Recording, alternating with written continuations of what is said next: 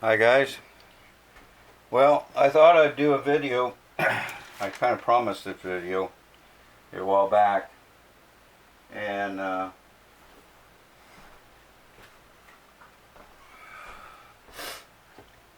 on talking about bias again. I've done some videos on this before. Let me zoom this out just a teeny bit. Oh wait, there we go. Uh,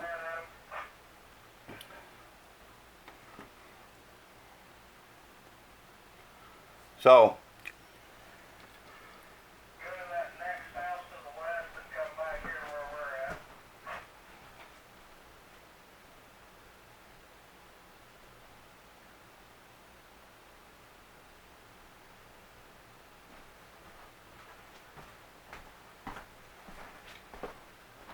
I had to turn something down.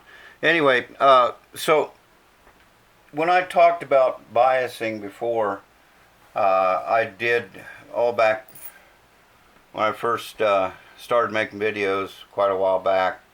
I did some videos on tube theory, and I did a video on basic biasing methods, and we talked about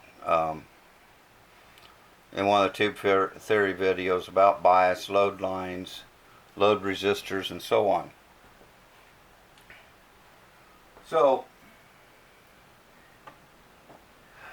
what I wanted to do was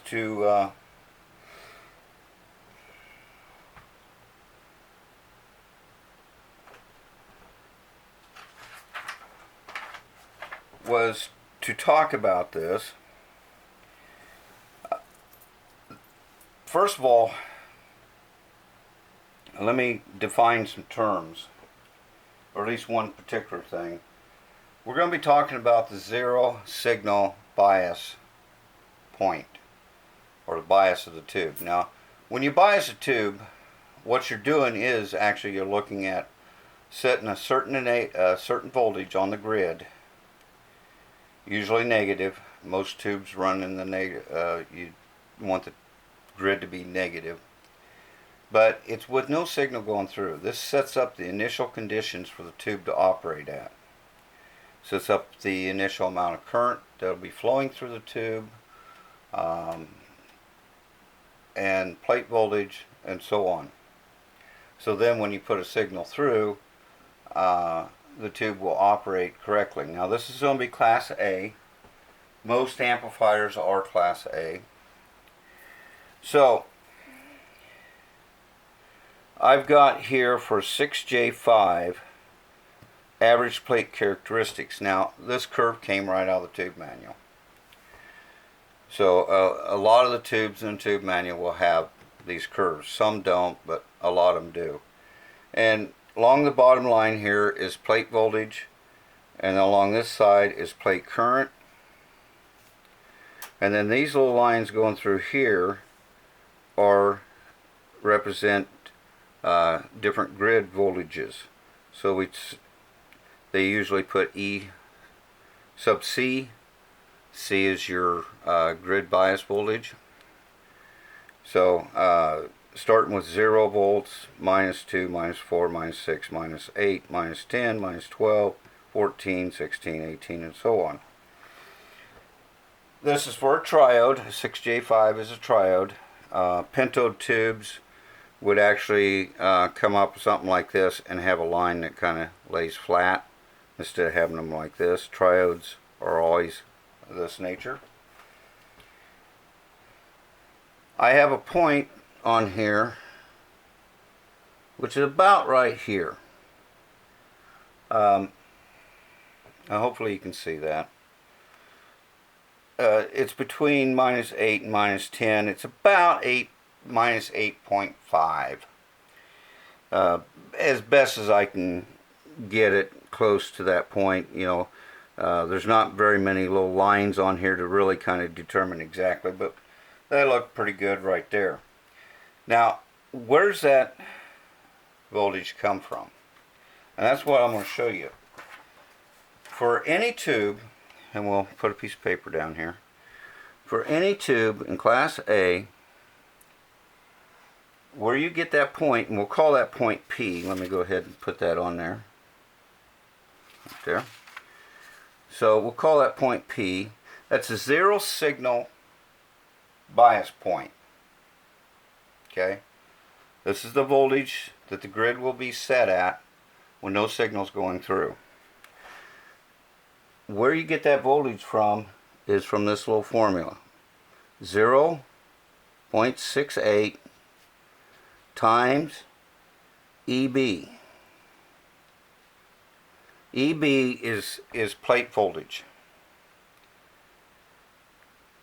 It'll be the plate voltage, the voltage that you would measure or you would have on the plate of the tube, in this case a 6J5, when it's running at its zero signal plate voltage, or zero signal bias voltage.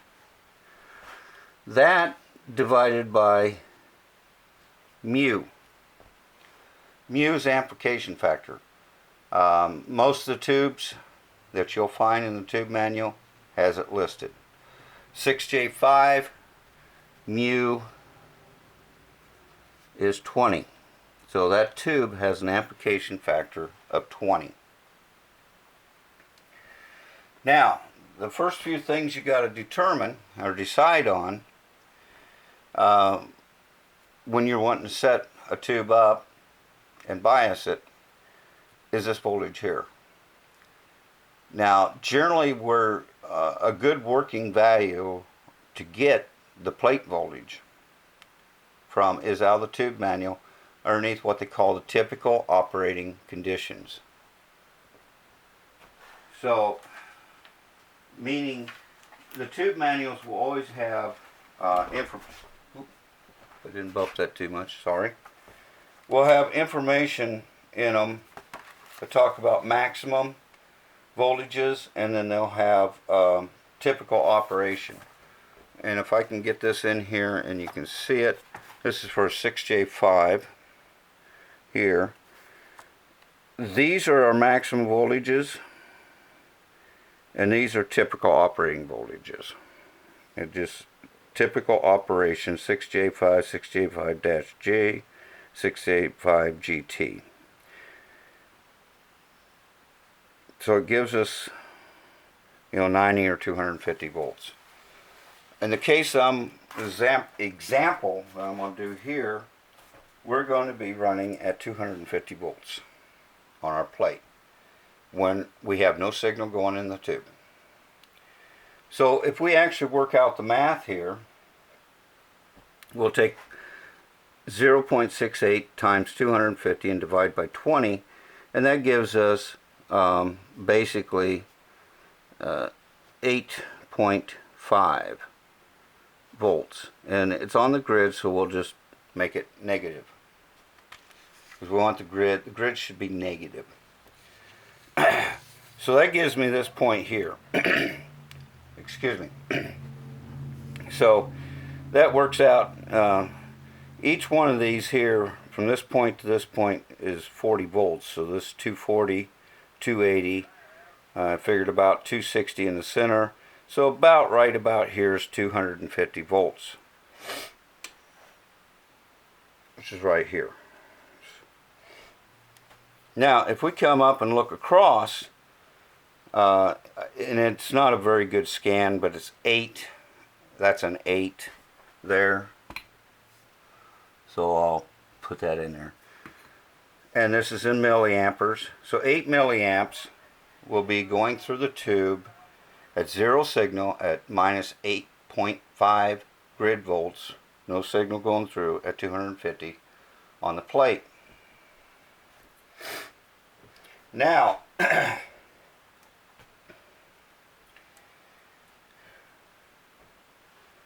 gives us a point, but that doesn't tell me anything else. I need what is known as a load line. A load line is a line that will be drawn on this paper, on this graph, that the slope of that line will be the load resistor. It will be the value of that load resistor. Remember, in a tube circuit, you'll have basically tube coming out here. It'll come down through a resistor, and then it goes to B plus. And of course you got your grid going out, and then the cathode. Okay, this is the load resistor here.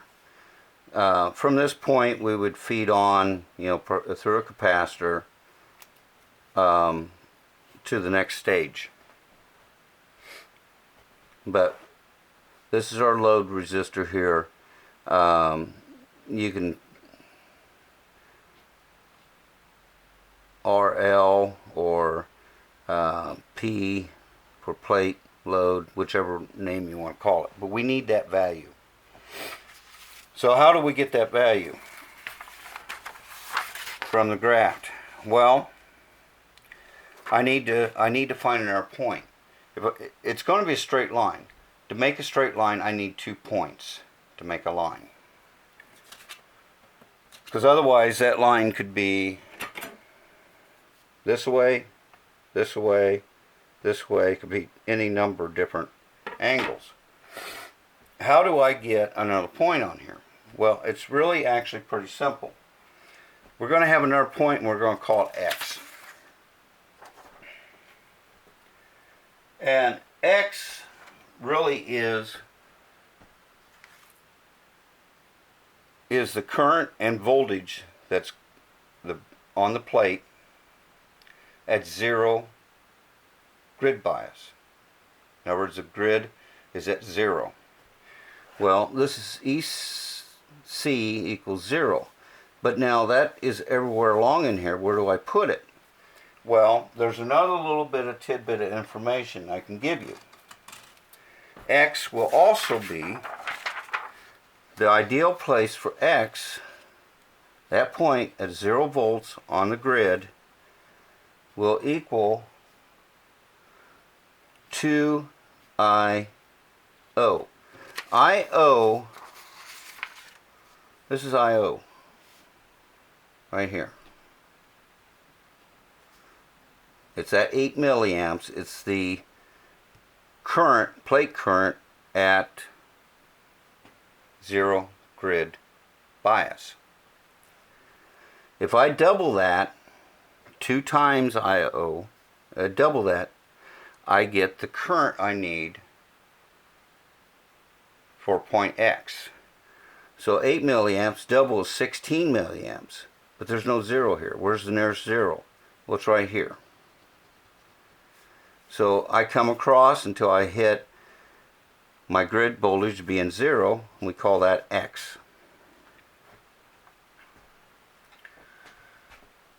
If I drop a straight line down, it works out somewhere about right in here, which is for the voltage on the plate at that point would be about in this area. This is 120 volts. This is 160 volts, and it's a little bit before the halfway point, which would be 140. So we'll say probably, we'll just call it 140. That'll be good enough. So we'll just say right here is 140 volts. It is probably a little less than that. But like I said, the graphs they usually use leave a lot to be desired. So you kind of got to guesstimate roughly where that point is. But at 0 volts grid voltage, I get the maximum current the tube to go through the tube, which is 16 milliamps, plate voltage of 100 or roughly 140 volts. Okay, what that gives me now is 2 points to draw a line. So I can draw a line through those 2 points, something like that. Alright, that works. Now the slope of this line is my resistance, my load resistor. But I need something to work that out. And really what I need is another point, which will be down somewhere down here. And where that point is at, what determines this point is your power supply B plus that you're going to feed this tube with. I picked a nice little value here, which will pick right about here, which is 360 volts. Basically what that means is that's the maximum voltage I can give the plate, because that's my B+. That's the maximum voltage, maximum B+, my power supply put out. It could be more, it can be less. In your design, you'll know what your power supply is capable of putting out. So, now, the other thing I need to know from that is I need to draw a horizontal line over. I need to find out what the current is. Well, it comes out somewhere about right in here. At this point, if you draw a straight line across, and that works out to be about, each one of these lines is 2, so there's 2 milliamps, 4 milliamps. It's below half. Half would be 1 milliamp. And then half again of that would be 0.5 milliamps, or 500 microamps. So, and it's somewhere in between those two. So I'm going to say it's about, probably just a good estimate, 0.7 milliamps is this point right here. Now, so now I've got X, Y, I've got the line. How do I figure the slope of that?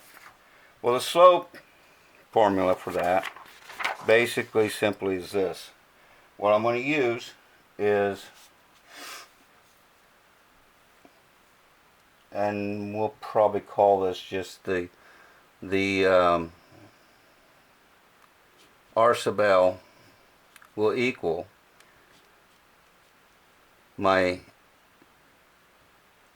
E maximum, plate max volts, minus the minimum volts, divided by the current, maximum current on the plate, minus the minimum current on the plate.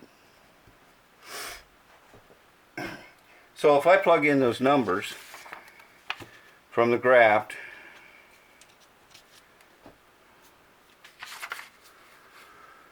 well, E max is 360. So if I come down here, that's 360 is my E max right here. E minimum is right up here. I come down, that's at 140. So subtract 140. I max is up here, 16 milliamps. So we'll go 0.16 minus I minimum, which is right here, 0.7 milliamps. Well, that's 0.0007. We do a little math, that comes out to be 220 divided by 0.015 roughly, which equals about 14.7 k ohms. You can round that off to a 15k ohm resistor. So basically the slope of this is roughly rounded off 15,000 ohms, or 15 kilo ohms would be that load resistor. So this would be equal to a 15k ohm resistor. That will give me on the plate, or that was figured then, with 8 milliamps going through the tube and at minus 8.5 volts on the grid. Now I went through biasing methods. There's various different ways of doing them. You can put a cathode resistor in. What you would do is you'd be looking, this is respect to the cathode, so you'd want the cathode to be 8.5 volts positive. you'd want to put a resistor in there that would end up with an 8.5 volt voltage drop across it. You'd take 8.5 volts and divide by the 8 milliamps that's going through the tube, and that'll give you your cathode resistor. We do that real quick. We'll see what we come up with. So I want to take 8.5 volts, divide by my 8 milliamps. And that gives me roughly 1062.5 ohms. So if I wanted to bias this thing, self-bias with a resistor, right here going to ground, it'd be exactly 1062.5 ohms. I'll probably just put a 1K ohm in there. That'd get her pretty close, because that'd give this about -8 instead of 8.5. But that's basically all you do. This formula here gives you the bias point for any tube. So whether you're working with a triode, a tetrode, a pentode, whatever it is, for Class A operation, it's 0.68 times your designed plate voltage, which really just pick one of the typical operating voltages that's in the tube manual, divided by mu, which will be in the tube, should be underneath the tube characteristics in the tube manual. In there, see if I can find that again in here and show you it for the 6J5. We have the manual here. It starts out over here and goes down to the bottom of the page. Comes over, we have plate current, plate resistance, which plate resistance had nothing to do with the load resistance, but amplification factor, which is mu, is 20. So this comes out of the tube manual. This comes kind of out of the tube manual, just kind of designed around a typical operating voltage, and then you just perform the operation, and that gives you the operating point at 0 signal, no signal going in here. The operating point, the bias on that tube. From there, you find the current that it is, take it times 2, go over to the 0 volt line on the grid, and that gives you the top point. Your bottom point will be determined basically by your B plus, your power supply, whatever you designed it to do, whatever, the transformer, the step up on that B plus on the high voltage secondary, and when it's under load, basically what is the maximum B plus it gets out, and that will determine this point. Draw your line through, find your voltage, find your currents, voltage, and then you just follow through with your maximum plate voltage minus your minimum plate voltage divided by your maximum plate current divided by your minimum plate current, all from these points on the curve. That will give you the slope of the line, which will give you your load resistance. Pick something that's, it's probably never going to come out to a standard value. This case, it actually comes out 14.666666 kilo ohm. So, but the closest standard value is 15K. So you just round to the nearest standard value as possible, and then you can just figure out however you want to bias the tube. Generally, most typical ones is a cathode resistor. You take that, you figure that up by looking at the voltage that you want your grid to be, divide that by the current through the tube at that point. So in this case, minus 8.5, or just 8.5 volts here, divide by the current here, 8 milliamps, gives us 1062. Well, closest value of that is a 1K.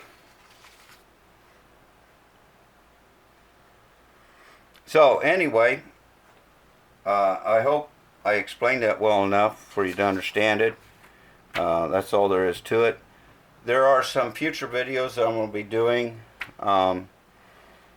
as well as I've got I got the Zenith TV that we got to work on. I've got a radio, a Cadet radio. It's from the mid-30s that I want to do a troubleshooting video on. Only thing I've done to it was I replaced the electrolytics in it because they were extremely leaky, and I need the thing to be operating or have voltage going through, the power supply running and it operating, so we can go through some troubleshooting, checking voltages, signal tracing, signal injection, things of this nature. And but I got that, but some future videos is I want to talk about the oscilloscope some more, how to read one, how to find the frequency and the voltage on it and stuff. Another video we'll probably talk about is we're going to kind of talk a little bit about which way does current really flow. Is it from positive to negative or negative to positive? Okay, so want to do a little bit on that too. And I've got something future coming up. When it gets here, I'll do a video on it. So until then, thanks for watching. If you like the video, give it a big thumbs up. If you like to see more videos like this, or videos working on tube equipment, troubleshooting tube equipment, talking about test equipment, all this kind of stuff, subscribe to my channel if you haven't already.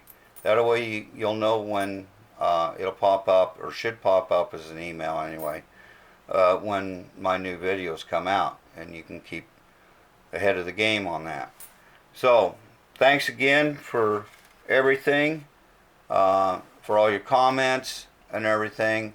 There was one person that commented on my last video, which I had answered his question about input and output on a tube, where the signal inputs and where it comes out. He went ahead in his comment kind of asked, well, then that output, then does it go into like another stage, the grid of the next tube, and then that output, say, maybe go into like maybe a audio output transformer, which then would feed the speaker. And yes, you're correct in your thinking on that. That is exactly what happens. So I wanted to mention that too. So I'm about out of time, so I'll see you guys on the next video, and thanks for watching.